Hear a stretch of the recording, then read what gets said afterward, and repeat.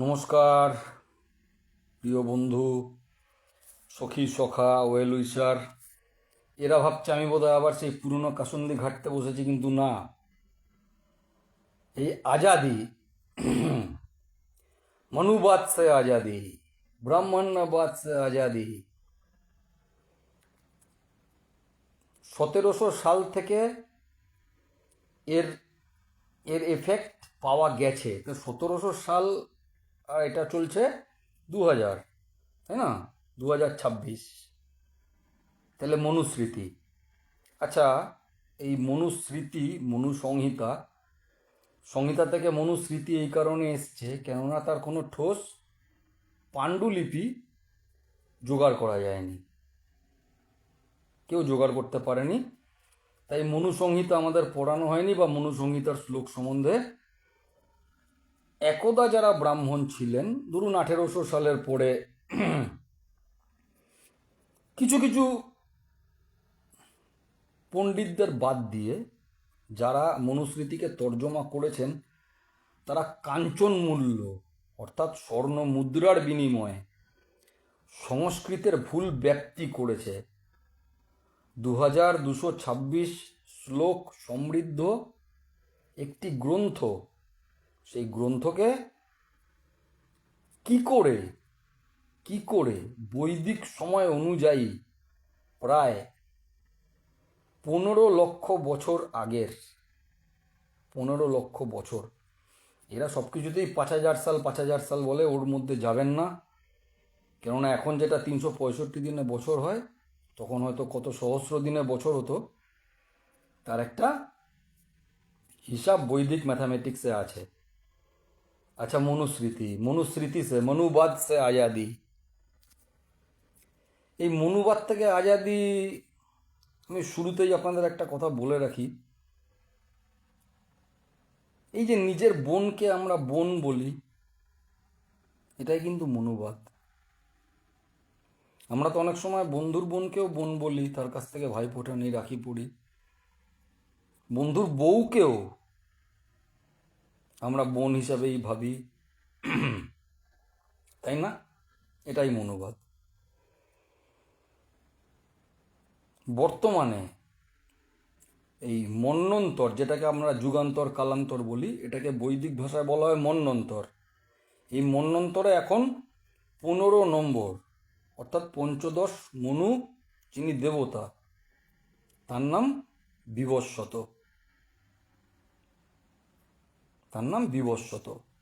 বিবস্বত মনুর ধর্মাচরণ এখন চলছে। তাহলে প্রথম মনুর নাম কি ছিল? আসছি। গীতায় আপনি পাবেন ভগবান শ্রীকৃষ্ণ অর্জুনকে বলছেন, এই যে শাস্ত্রটা, এই যে জ্ঞানটা আমি প্রথমে সূর্যকে দিয়েছিলাম। সূর্য তাহা, মানে শ্রীকৃষ্ণ বলছে অর্জুনকে মহাভারতে, যে আমি এই জ্ঞানটি সূর্যকে দিয়েছিলাম। অর্থাৎ আমাদের যে তপন ভাস্করন, তাকে দিয়েছিলাম।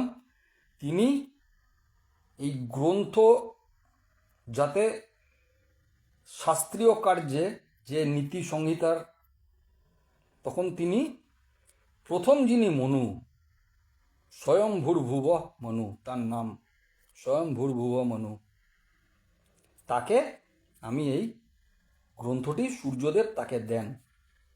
এখন কি বললাম?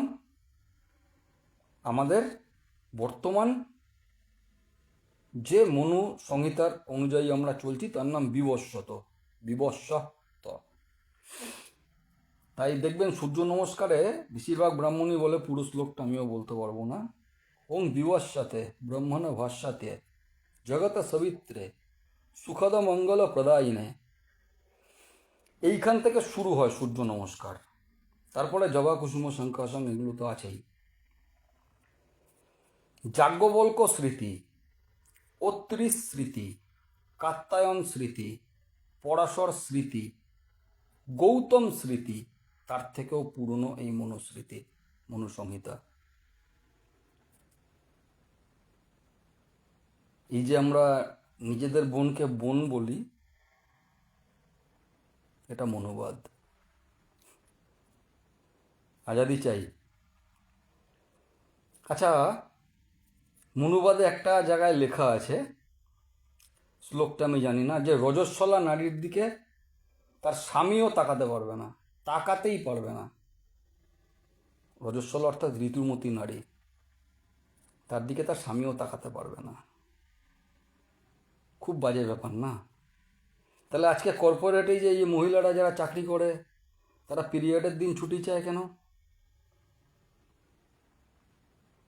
তারা তো মনুবাদকে মানে না।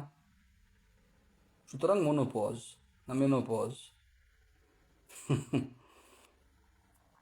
ভাঙতে ভাঙতে ভাঙতে ভাঙতে আমরা মনুবাদ থেকে আজাদি পুরো সম্পূর্ণ নিয়ে ফেলেছি। নয়তো দেশের প্রধান মন্দির লুট করে, এটা কখনো হতে পারে?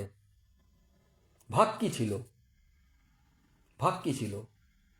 ব্রাহ্মণ জ্ঞান দান করবে, ক্ষত্রিয় কৃষিকাজ করবে, পশুপালন পশুপালন ছাগ গবাদি পশুপালন করবে বৈশ্যরা, কাঁসা পেতল তামা লোহা মাটি শূদ্ররা, সেই দিয়ে যা জিনিস বানানো হবে সেটা শূদ্ররা, অর্থাৎ ইঞ্জিনিয়ারিং, তাই না? কি বিচ্ছিরি বলুন তো। এই শূদ্রত্ব পাওয়ার জন্য, ইঞ্জিনিয়ারিং জ্ঞান পাওয়ার জন্য কত টাকা খরচা, কত আন্দোলন, কত অবরোধ হচ্ছে। লোকে বলে না যে ব্রিটিশ সব থেকে বেশি ক্ষতি করেছে দেশে, সেটা ক্ষতি করেছে দেশে তাদের ক্রিশ্চিয়ানিটিকে এক্সটেন্ড করার জন্য। যিশুকে নিয়ে একদিন একটা বিশাল রোহমর্ষক গল্প বলবো, তারপরে খুন হয়ে যাবো কি না জানি না। মোহাম্মদকে নিয়ে বলার কিছু নেই, আসলি নবী দেখে নেবেন, বা নবী আসলি একটা আছে, সেখানে তার সম্বন্ধে অনেক কিছু বলা আছে, তারা ইন্টারপ্রিটটা খুব ভালো করে। ব্রিটিশ সরকার, ইস্ট ইন্ডিয়া কোম্পানি একটা সময় একটি 33 বর্ষীয় 38 বর্ষীয় একটি ছেলেকে পাঠায়। 38 বর্ষীয় একটি ছেলেকে পাঠায়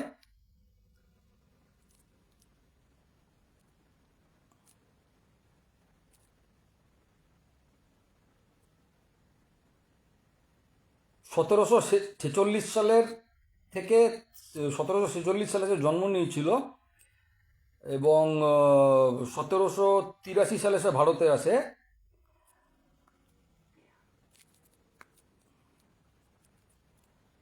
তার নাম হচ্ছে উইলিয়াম জোন্স। উইলিয়াম জোন্স ভারতে এসে আমাদের পশ্চিমবঙ্গের কলকাতায়, এই যে ভাটপাড়া, প্রবাবলি আমার আন্দাজ এটাই, ঠিক আছে, তো সে এসে রামলোচন ভট্টাচার্য, তার কাছ থেকে 1 বছরের মধ্যে সংস্কৃত শেখে। চিন্তা করুন, একজন ইংরেজ, কি মহিমা! একটা ভিন্নভাষী সে ভারতে আসে, এই মনুস্মৃতি যেটাকে দখল করতে পারলে এই আইন কানুনগুলোকে লাগু করা যাবে। কেননা মনুস্মৃতি মেনে চললে তো রামায়ণ মহাভারত গীতা, এটা তো আমাদের কোনো কানুন নেই, এরা আমাদের দিয়েছে সভ্যতা, উৎকৃষ্টতা। নিজেদের ভিতরে উৎকর্ষটাকে বাড়ানোর চেষ্টা তারা করেছে। তারা কিন্তু কখনো কোনো নিয়ম বলেনি। মনুস্মৃতিতে লেখা আছে স্ত্রী হরণ মানে মৃত্যুদণ্ড। কোনো স্ত্রীকে হরণ করার অপরাধের শাস্তি হচ্ছে মৃত্যুদণ্ড। আচ্ছা, উইলিয়াম জোন্স আসলেন,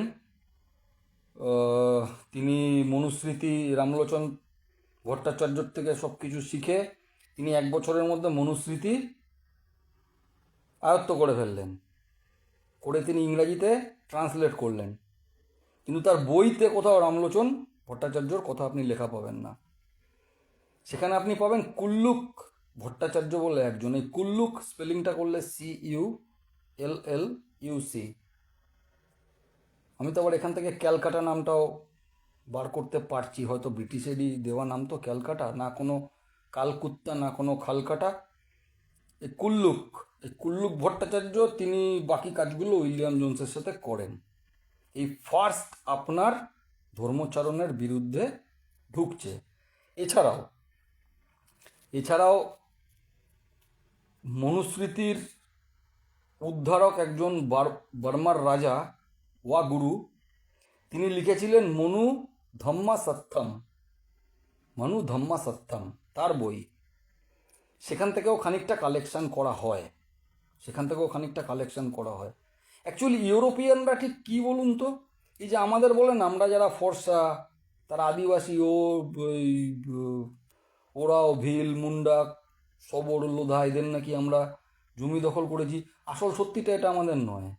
তাহলে মেগাস্তিনিসের ইন্ডিকাতে আপনি এটা লেখাটা পেতেন, ফাইয়েন বা হিউয়েনসাংয়ের লেখায় আপনি পেতেন, ইভেন আলবিরুনি বা আল রশিদ তার লেখাতে আপনি এগুলো পেতেন।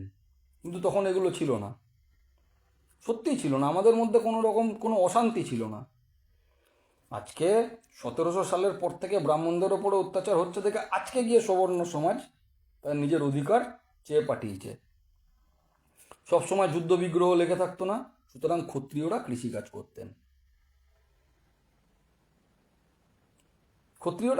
করতেন। কুর্মকার, কম্বকার, স্বর্ণকার, মালাকার, এনারা মানে ইভেন এই যে নকশা তৈরি করা, এই ইঞ্জিনিয়ারিংটা তারা করতেন। এই তেলি এরা কি করতেন? এই যে যত ভোজ্য তেল, বাদাম তেল, সর্ষের তেল, রেড়ির তেল, জ্বালানির জন্য যে তেলের রিসার্চ তারা করতেন মনুস্মৃতি অনুযায়ী। মনুবাদশা আজাদি ব্রাহ্মণ্য বাদশাহ, এই যে ব্রাহ্মণ্য কথাটা, এটা তো আপনি পুরো বিশ্বে কোথাও পাবেন না। পাবেন তো আমাদের এখানে, যেখানে ব্রহ্মাণ্ড বলা হয়েছে। ব্রহ্মাণ্ড, অনেকে বলে ব্রহ্ম অণ্ড, ব্রহ্মাণ্ড। অণ্ড অর্থে নানাবিধ হয়। সুতরাং ব্রহ্মার সাথে এর একটা মিল রয়েছে। কোন জায়গায়? যে এটা ব্রহ্মের একটি অংশ। যেখানে মনুস্মৃতিতে বলা হচ্ছে, এটা বলে না যে নারী জাতির প্রতি অত্যন্ত বিরূপ, ওগুলো পরের শ্লোক। সেগুলো দয়ানন্দ সরস্বতী, ঋষি দয়ানন্দ সরস্বতী এর প্রবল বিরোধিতা করেন, বলে এই ধরনের ট্রান্সলেট আমি মানতে পারবো না। তার মানে উনি ইংরাজিও পড়তে পারতেন। অথচ আমরা যেন একেবারে এই যে আজকে যারা এই যে দেখানো হয় গরিব গুরব ভিখারি, খেতে পারছে না, নড়তে পারছে না, এরাই দলিত, অতি পিছড়া, মহাপিছড়া, অতি দলিত, মহাদলিত। এদের বানালোটাকে? ব্রাহ্মণ্যবাদ বানায়নি, মনুস্মৃতি বানায়নি।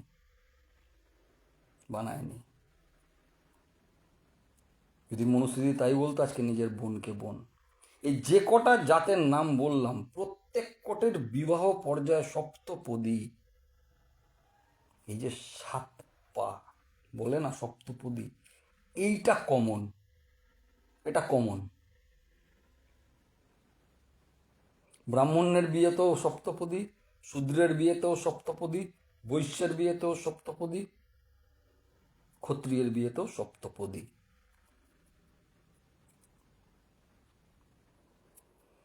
যে দেশের প্রধান মন্দির লুট করতে পারে, তাহলে কর খাজনা কি ছিল? মিস্টার ব্রাহ্মণ, কর খাজনা কি ছিল? পাঞ্জাব থেকে গম আসছে, জব আসছে, রাস্তায় যদি লুট হয়ে যায়, তাহলে যার মাল তাকে কিছু দাম দিয়ে তো আনতে হবে। সে রাজাকে কিছু স্বর্ণমুদ্রা দিল, রাজা তার পাইক বরকন্দাজ পাঠিয়ে দিল, এটাই খাজনা। কিছু কাঁসা, পেতল, লোহা কড়িক, অখণ্ড ভারত প্রচুর দূর বিস্তৃত, স্বর্ণ আসছে, সুতরাং রাজার কাছেই যেতে হবে। রাজা ক্ষত্রিয়দের পাঠিয়ে দিলেন, যারা যুদ্ধ করত। তারা সমস্ত কিছু পাহারা দিয়ে আনার দায়িত্ব তাদের। তারা সেই জায়গায় কৃতিত্বের সাথে তারা যুদ্ধবিদ্যাটা জানতেন। ইভেন ক্ষত্রিয় মহিলারা, তারাও যুদ্ধবিদ্যা জানতেন। ফেসবুকে এখন আপনারা কিছু কিছু জিনিস দেখে অবাক হন, অবাক হওয়ার কিছু নেই। এটাই মনুবাদ। আপনি চাইলেও আপনার বাড়ি থেকে যদি সেই শিক্ষাটা দেওয়া হয়, আপনার ঠাকুরদার সঙ্গে দেখা হলো, আপনি তার পায়ে হাত দিয়ে প্রণাম করবেন। ও তো আপনার পাশে তার বন্ধু আছে দাঁড়িয়ে, দেখা দেখি সেও পায়ে হাত দিয়ে প্রণাম করবে। এটাই মনুবাদ, যে আপনি আপনার বোনকে বোন ভাবেন। বিশ্বাস করুন। সেই কুল্লুক ভট্টাচার্য বলে যে আছে আর কি, তার সাথে থেকে এই উইলিয়াম জোন্স ফার্স্ট 1784 মনুবাদ প্রকাশের চেষ্টা করেন, কিন্তু সেই বছরই সে মারা যায়। যে বছর এই বইটি রিলিজ হয় সেই বছরেই তিনি মারা যান। এবার কোইন্সিডেন্স কিনা বলতে পারবো না, আরও অনেক কিছু বলতে পারবো না, যেমন ভারতবর্ষের আইনকে গুড়িয়ে চূর্ণ করতে হলে যে আইনটা দরকার সেটা হচ্ছে ব্রিটিশ প্রদত্ত আইন। স্বল্প মূল্যে চিপ লেবারে ওদের কাজ করানোর আইন। স্লেভ গোলাম ছিলাম, তো আমরা গোলাম ছিলাম। এই গোলামির আইন, এটাকে প্রমাণ করতে গেলে সবার আগে যেটাকে ধ্বংস করতে হতো সেটা লজ অফ মনু।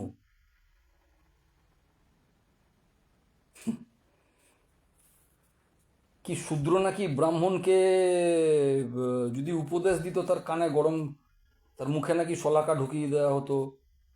শূদ্র যদি ব্রাহ্মণকে আঘাত করত তার নাকি পা কেটে ফেলা হতো। শূদ্র যদি বেদ শুনতো তার কানে নাকি গরম শিশে ঢেলে দেওয়া হতো। আচ্ছা, এত মন্দির, এত ভাস্কর্য, এত কিছু বছরের পর বছর ধরে আমরা যা সংরক্ষণ করে এসেছি, যার একটা ইমারত পর্যন্ত নড়েনি, তার লালকেল্লা থেকে শুরু করে এনিথিং, আপনি যত পুরনো জায়গায় যাবেন তত, সেখানে কখনো এইরকম শাস্তি প্রদানের কিছু দেখেছেন? কোনো নিদর্শন বা কোনো স্থায়িত্ব? মেগাস্থেনিস বা হিউয়েনসাং বা ফাহিয়েন বা আলবিরনি আল রশিদ, যারা যারা এসছেন পরিব্রাজকরা, তারা কখনো তাদের গ্রন্থে এরকম উল্লেখ করেছে? তারা বলেছে সুন্দর শান্তিপূর্ণ দেশ। ইংল্যান্ডের সাথে জার্মানির আদায় কাজ করায়, এতে কোনো সন্দেহ নেই। ইংল্যান্ডের সাথে জার্মানির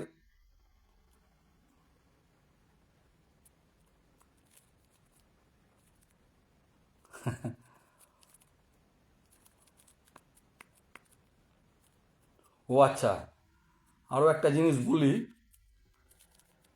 যিনি প্রথম এই যে প্রকাশনী, এটাই মনুস্মৃতির প্রথম প্রকাশ, ঠিক আছে, দ্য লাভস অফ মনু, এটা যিনি করেছিলেন তার নাম জোহান জর্জ ভুলার। ইস্ট ইন্ডিয়া কোম্পানির তিনি একজন মানে এই কোষাধ্যক্ষ টাইপের ছিলেন, তার নাম জোহান জর্জ ভুলার। তিনি প্রথম এটা প্রকাশ করেন। এই তখনই দয়ানন্দ সরস্বতী ঝাঁপিয়ে পড়েন যে এটা এই অনুবাদটা বেদ অনুসারে হচ্ছে না। তিনি আরও একটা কথা বলি যে ভীমরাও আম্বেদকর, বাবা সাহেব আম্বেদকর, ইনি 1925 সালে প্রথম এই মনুসংহিতা অগ্নিসংযোগ, এই মনুসংহিতা মানি না, 1925 সাল। আমি আপনাকে 1774 থেকে আপনাকে নিয়ে আসলাম 1925 সালে।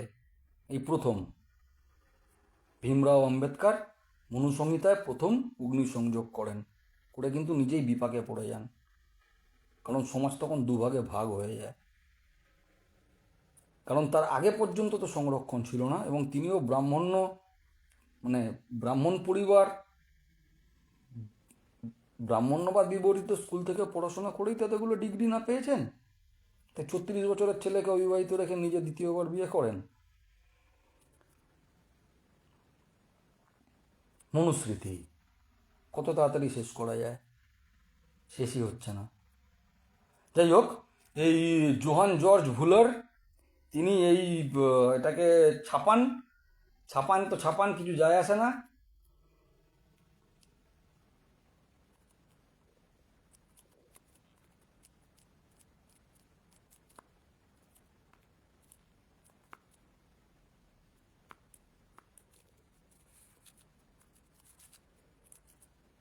এবারে আরেকটা মজার ব্যাপার হলো, এই 19 শতকেরই 18 শতকের মধ্যবর্তী পর্যায়ে 19 শতকের শুরুর দিকে এই কর্মকাণ্ড চলাকালীন একজন একজন ভারতীয় বংশোদ্ভূত কিন্তু বিদেশে প্রতিপালিত, সুতরাং তার ভারতীয় নাম আপনি পাবেন না, কিন্তু তার চেহারা আপনাকে কখনোই বলতে মানে এখন যদি আমি নাম রাখি, আমার নাম ম্যাথুয়েল স্যামুয়েল, আপনি পাবেন না, কিন্তু ওনার নাম ছিল প্যাট্রিক অলিভেল। প্যাট্রিক অলিভেল তিনি কিন্তু বলেছিলেন a critical edition of translation of the Manava Dharmashastra. মনুসংহিতাকে তিনি বলেছিলেন মানবের ধর্মশাস্ত্র। যদি কোনো কিছু হয় তাহলে সেটা মনুসংহিতা, মানব অর্থে মানুষ, তার যদি ধর্মশাস্ত্র হয়, যেটা ভেরি টিপিক্যাল ট্রান্সলেশনের মধ্যে দিয়ে এসছে। কিন্তু প্রথম যেটা দয়ানন্দ সরস্বতীর সাথে তিনি একমত, দয়ানন্দ সরস্বতী যে উপাখ্যান সেটা গীতা প্রেস বলে আছে, সেটা আপনারা গীতা প্রেসে দেখতে পাবেন। সেখানে প্যাট্রিক অলিভেল কিন্তু বলছেন, প্যাট্রিক অলিভেল এবং তার সন্তান সুমন অলিভেল, তার নাম সুমান অলিভেল, ঠিক আছে, তারা কিন্তু জিনিসটা বলেছে এটা মানব ধর্মশাস্ত্র। আরও অবাক হয়ে যাবেন আমি যদি একটা একটা করে আপনাদের সামনে বলতে থাকি।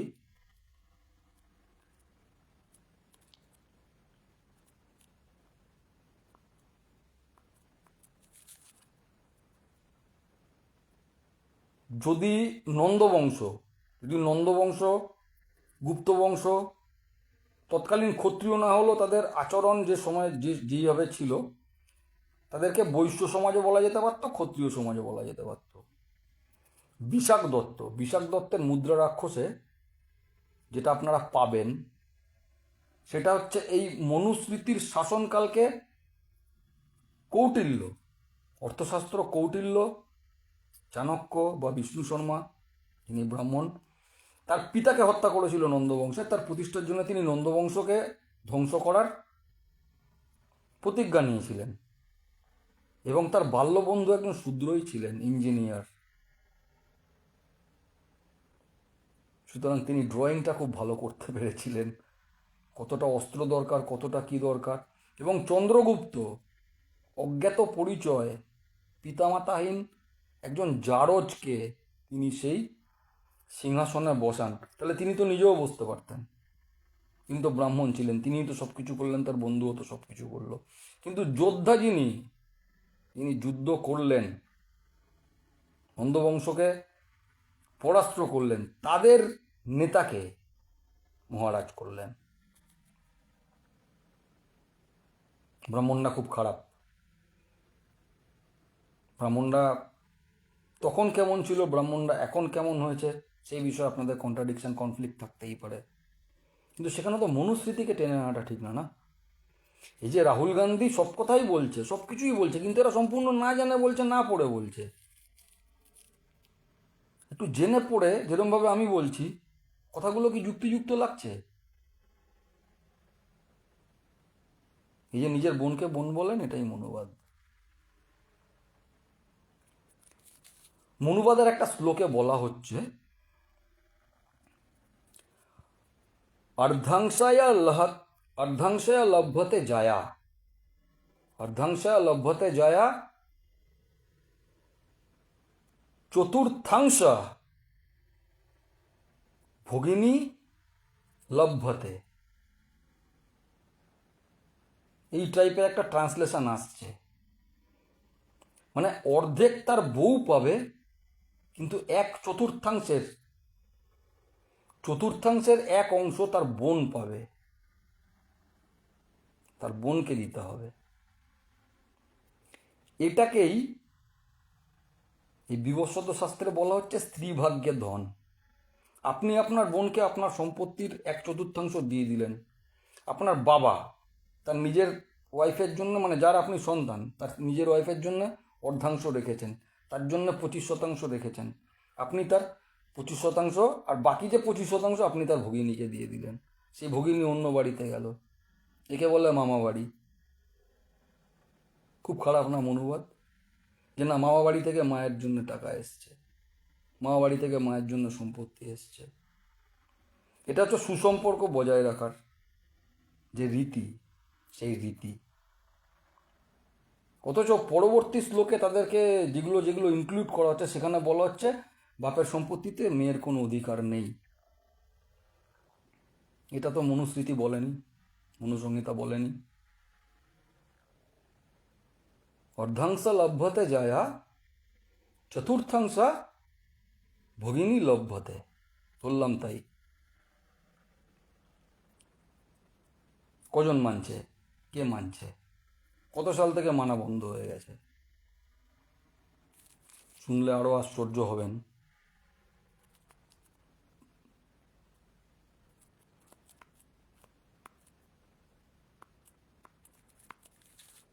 গুনুন, ভারতবর্ষের শূদ্র রাজার শূদ্র রাজ্যের অঞ্চল অখণ্ড ভারতে নিষাদ, নন্দ, মৌর্য, গুপ্ত, অহির, জাট, পাল, গুর্জার, পাসি, মাহিষ্য, চোল, কুর্মি, কাহার, রাজবর, চন্দ্রবংশী, হেইয়বংশী, মারাঠা, পান্ডিয়ান,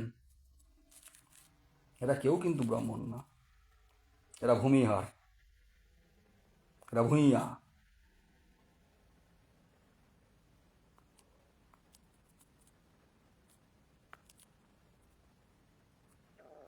একটু দেখে এই কারণে বলছি, 565টা রাজ্যে অখণ্ড ভারত বিভক্ত ছিল। তার মধ্যে কিন্তু 500 রাজ্যেই এই যাদের শূদ্র বা ক্ষত্রিয় বা এদের এদের বলা হচ্ছে এদেরই রাজত্ব ছিল। ঠিক আছে, মানে প্রিন্সিপাল তাদেরই, প্রিন্সিপাল স্টেট হিসেবে তারাই রাজা দেয়ার। কি খারাপ মনোবাদ, কি খারাপ, কি খারাপ।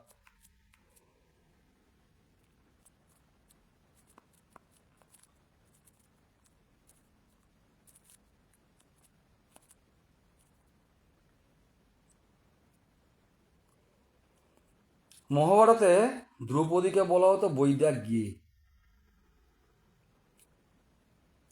দ্রৌপদীর কাছে মেয়েরা বেদ পাঠ করতেন, বেদ শিক্ষা করতেন। পঞ্চসতীর এক সতী, সমস্ত নারীকুল জানে দ্রৌপদী পঞ্চসতীর এক সতী দাপর যুগে।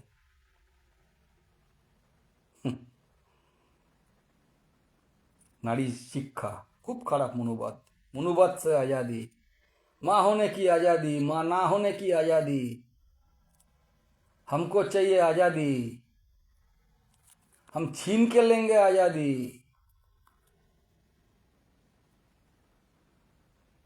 খারাপ লাগে না? অজ্ঞানতা। এই বাম ইসলামিক আর এরপরে যদি আপনারা ভাবেন যে অন্তত এই কী বলে বিজেপিও মনুস্মৃতি মেনে চলছে,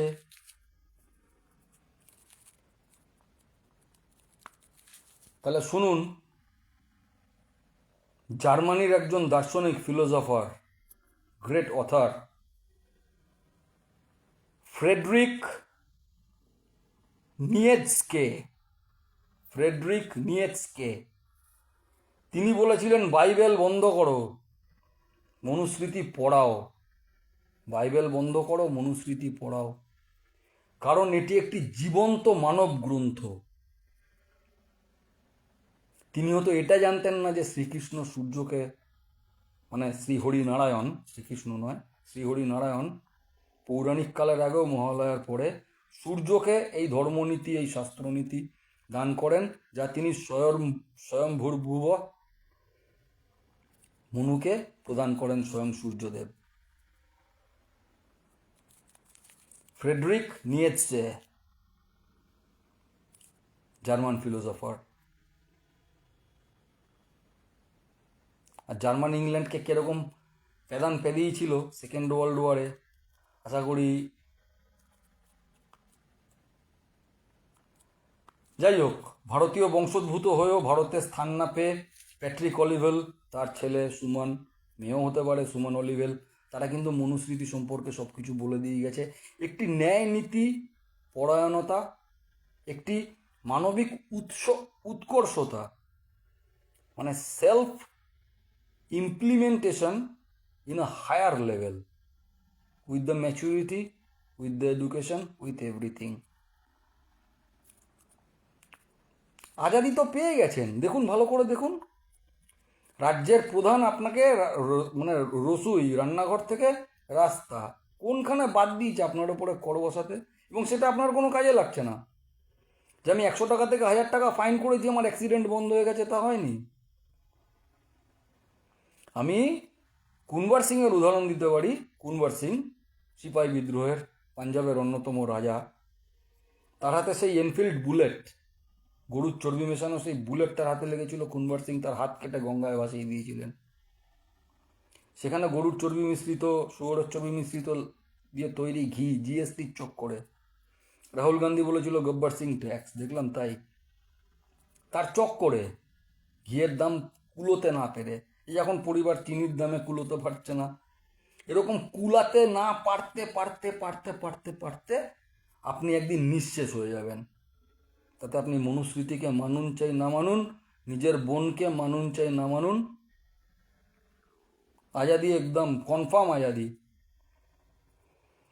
সুতরাং এই যে বিজেপি বলুন, এরাও যে খুব মনুস্মৃতি বা ব্রাহ্মণ্যবাদ মেনে চলছে সেটা তো না। দেশের প্রধান হওয়া সত্ত্বেও সে এসে বলছে मैं अति पिछड़े জাত সে আতা হুঁ। যে দেশের প্রধানমন্ত্রী সে বলছে আমি অনেক পিছনের জাতি থেকে এসছি।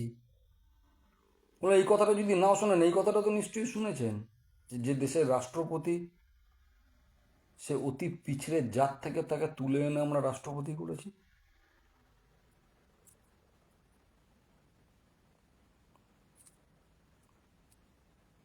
নারী সম্পর্কে কোনো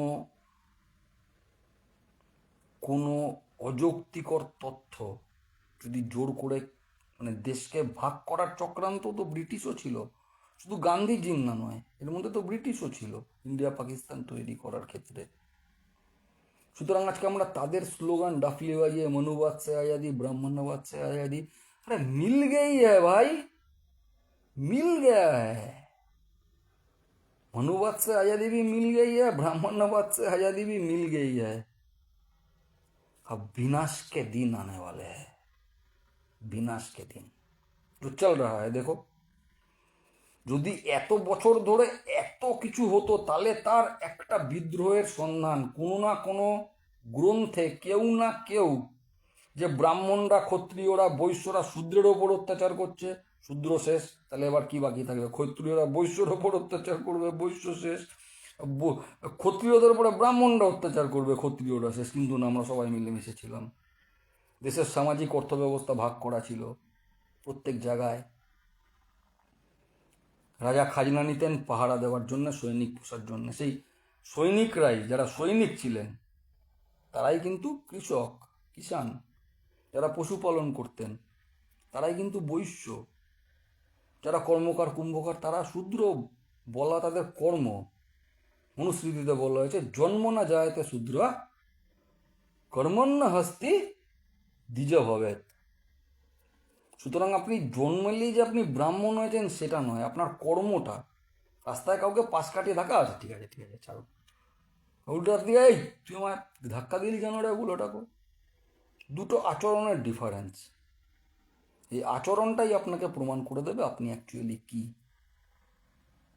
মনুবাদী মানে নিজের বোনকে বোন মানেন, অন্যের বোনকেও বোন মানাটা উচিত। মূলত আপনাদের এই মনুবাদকে অগ্রাহ্য করা, তারা বলে দিয়েছে অল মেন আর পোটেন্সিয়াল রেপিস্ট।